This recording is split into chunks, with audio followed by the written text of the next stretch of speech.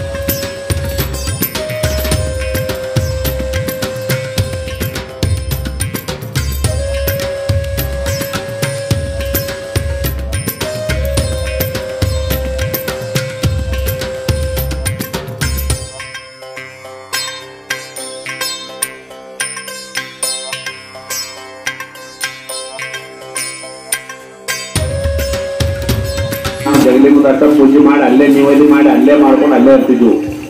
ನಾವು ಅಷ್ಟ ಗುಡಿಗೆ ಹೋಗ್ತಿದ್ವು, ನಿವೇದಿ ಮಾಡ್ತಿದ್ವು, ಪೂಜೆ ಮಾಡ್ತಿದ್ವು, ಮತ್ತೆ ನಮ್ಮಲ್ಲಿಗೆ ಹೋಗ್ತಿದ್ವು.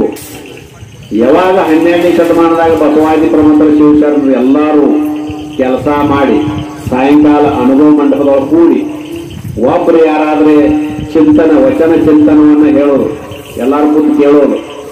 ದಿವಸ ಒಬ್ಬೊಬ್ಬರು ವಚನಗಳನ್ನು ಹೇಳೋದು, ದಿವಸ ಒಬ್ಬೊಬ್ರು ಕೇಳೋದು, ದಿವಸ ಒಬ್ಬೊಬ್ರು ಹೇಳೋದು.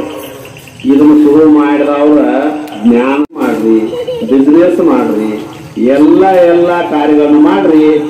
ಆದ್ರ 24 ತಾಸದೊಳಗೆ 1 ತಾಸು ಯಾಕಂದ್ರೆ ಸಾಯಂಕಾಲ ಸೂರ್ಯ ಅಸ್ತಂಗತನಾಗತಕ್ಕಂತ ಸಂದರ್ಭದೊಳಗ ಈಗ ಹೆಂಗ ನೀವೆಲ್ಲ ಕೂಡ್ಕೊಂಡ ಧಾರ್ಮಿಕದೊಳಗೆ ಶಿವ ಅಂತ ತಿಳ್ಕೊಂಡು ಅನ್ನತ್ತಿಲ್ಲ, ಹಿಂಗ 1 ತಾಸರೆ ಮಾತ್ರ ಅನ್ರಿ ಅನ್ನೋದನ್ನ ಅನುಭವ ಮಂಟಪದಾಗ ಕಲಿಸ್ಕೊಟ್ಟಿದೆ.